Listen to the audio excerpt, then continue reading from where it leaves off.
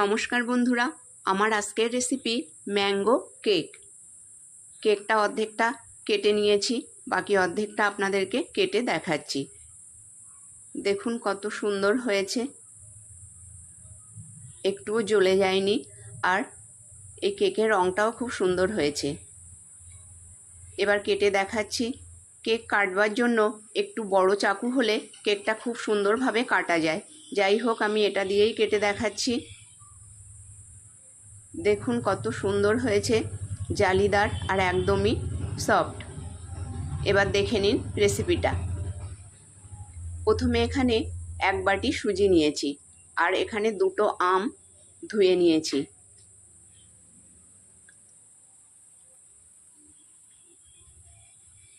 এবার এই সুজিটা একটা মিক্সিং জারে নিয়ে নেব, নিয়ে এটাকে খুব ভালো করে গুঁড়ো করে নেব। গুঁড়ো করে নেওয়া হয়ে গেছে। এবার এটাকে একটা পাত্রে ঢেলে নেব, আর দেখুন এটাকে খুব মিহি করে গুঁড়ো করে নিতে হবে। এবার এটা ঢেলে নিচ্ছি। ঢেলে নিয়ে এবার একটু চিনি গুঁড়ো করে নেব। তার জন্য এখানে নিয়েছি একই বাটিতে 1.25 বাটি চিনি। এবার চিনিটাও খুব ভালো করে গুঁড়ো করে নেব।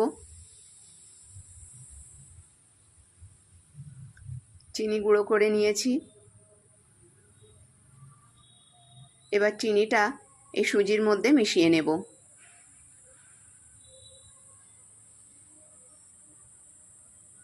এবার বন্ধুরা এর মধ্যে দিয়ে দেব 1/2 বাটি ময়দা।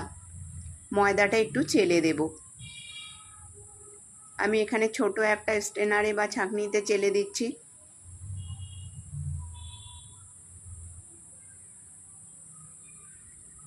খুব ভালো করে এটা চেলে নিতে হবে।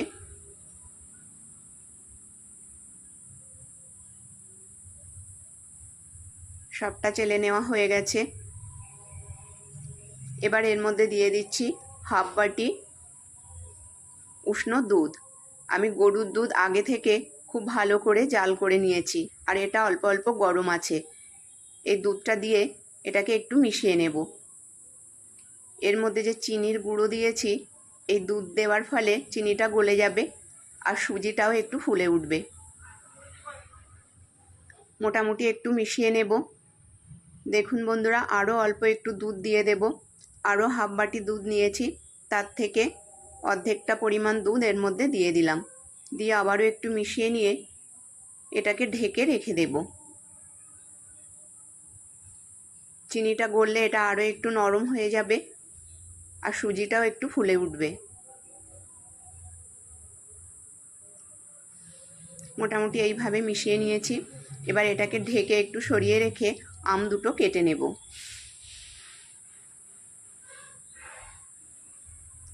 দেখুন বন্ধুরা, এখানে বড় আমটা একটু শক্ত আছে, আর এর ভালো রং হয়নি। তার জন্য আমি এখানে গোবিন্দভোগ আম নিয়েছি। একটা কেটে নিয়েছি, আরও একটা আপনাদেরকে দেখিয়ে দিলাম। এই দুটো গোবিন্দভোগ আম দিয়েই আজকের এই ম্যাঙ্গো কেকটা বানাবো। দুটো আমি ছোট টুকরো করে কেটে নিয়েছি। এবার একটা মিক্সিং জারের মধ্যে এটা নিয়ে ভালো করে পিষে নেব।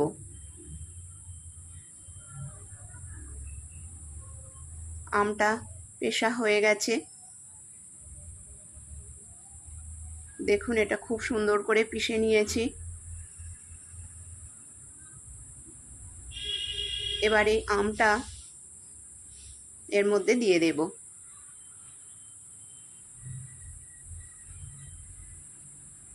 প্রথমে সবটা দেব না, যতটা পরিমাপ লাগবে ততটা দেব। অল্প অল্প করে দেব, আর এটা একটা থকথকে ব্যাটার করে নেব।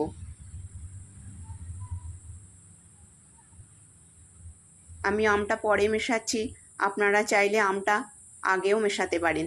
দেখুন আরও বেশ কিছুটা পরিমাণ আমের পাল্প দিয়ে এটা ভালো করে মিশিয়ে নিয়েছি, আর এতটুকু বেশি আছে। এবার এর মধ্যে দিয়ে দিচ্ছি 4 থেকে 5 চামচ সাদা তেল, অর্থাৎ এই 1/2 বাটিরও একটু কম সাদা তেল এর মধ্যে দিয়ে দিলাম। দিয়ে খুব ভালো করে এটা আবারও মিশিয়ে নেব। খুব সুন্দর করে মেশাতে হবে, তাহলে কেকটা ভালো ফুলবে। দেখুন বন্ধুরা, খুব সুন্দর করে মিশিয়ে নিয়েছি। আর এখন ব্যাটারের ঘনত্বটা ঠিক এরকম আছে। আর এই আমটুকু বেশি হয়ে গেছে। আর যে দুধ নিয়েছিলাম এই দুধটুকু বেশি আছে, এটা আর দিইনি। এবার এটা ঢেকে রেখে যে পাত্রে আমি কেকটা বানাবো সেটা রেডি করে নেব। দেখুন এখানে একটা পাত্রের মধ্যে সাদা পেপার আর সাদা তেল দিয়ে বাটার পেপার বানিয়ে নিয়েছি। এটার মধ্যেই আমি কেকটা গ্যাসের চুলাতে বেক করব। ব্যাটারটা দেখুন সুন্দরভাবে সেট হয়েছে। এবার এর মধ্যে দিয়ে দেব হাফ চামচ বেকিং পাউডার। চাইলে আপনারা এটা চেলেও দিতে পারেন। আর দিয়ে দেব 1/4 বেকিং সোডা। দিয়ে এবার বেশ কিছু সময় ধরে এটা ফেটিয়ে নেব। মিনিট 2-3 ধরে এটা সুন্দর করে ফেটিয়ে নিতে হবে। এটা সুন্দর করে ফাটানোর ফলে দেখবেন এটা বেশ ফ্লপি ভাব আসবে। দেখেই বোঝা যাচ্ছে বন্ধুরা, দেখুন এটা খুব সুন্দরভাবে ফুলে উঠেছে। এবার একটু উপর থেকে ব্যাটারটা এই বাটির মধ্যে ঢেলে দেব। ব্যাটারটা দেওয়া হয়ে গেছে। চামচ দিয়ে একটু সমান করে দিচ্ছি। তারপর এটাকে একটু এইভাবে নাড়িয়ে নেব। এর ফলে এর ভিতরে যদি কোনো হাওয়া ঢুকে থাকে তাহলে সেটা বেরিয়ে যাবে। এবার এটা বেক করতে দেব। দেখুন আগে থেকে আমি গ্যাসের চুলায় একটা ডেকচি বসিয়ে একটা সাদা কাগজ দিয়ে আর একটা পুরনো স্ট্যান্ড বসিয়ে 5 মিনিট গরম করে নিয়েছি। এবার এই বাটিটা এর উপর সাবধানে বসিয়ে দিয়ে এটাকে ঢেকে দিলাম। ঢেকে দিয়ে 5 মিনিট পর ফিরে আসব। আর এই সময় আমি কিছু ড্রাই ফ্রুটস কেটে নেব। দেখুন বন্ধুরা, 5 মিনিটের একটু বেশি হয়ে গেছে। আমি এখানে কিছু কাজু, আলমন্ড আর কিশমিশ নিয়েছি। এইগুলো কাটতেই একটু দেরি হয়ে গেছে। এটা আর একটু আগে দিলে এটা খুব সুন্দরভাবে সেট হয়ে যেত এর মধ্যে। এগুলো হয়তো একটু ঝরে যেতে পারে। যাই হোক, আমি একটু চেপে চেপে দেওয়ার চেষ্টা করছি খুব দ্রুত। সুন্দর করে এটা একটু চেপে দেব। এটা আর মিনিট 2 আগে দিলে খুব সুন্দর হতো। যাই হোক, এবার এটা ঢেকে দিলাম। ঢেকে এবার 20 মিনিট মিডিয়াম ফ্লেমে এটা বেক করে নেব। ফিরে এলাম 20 মিনিট পর।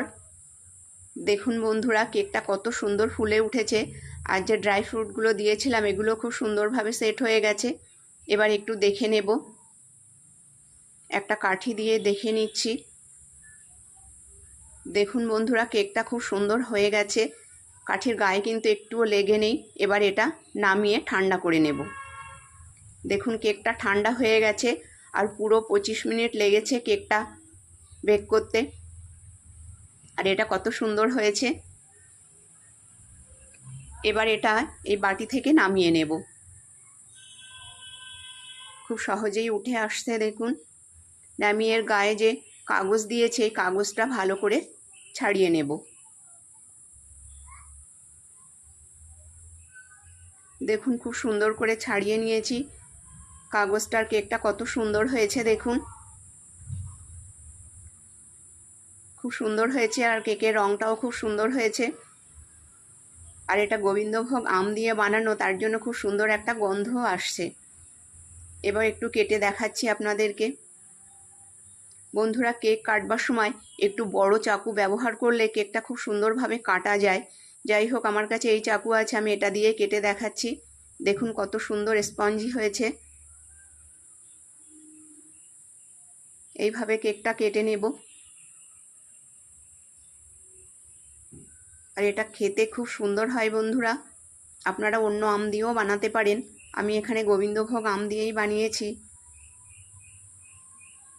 দেখুন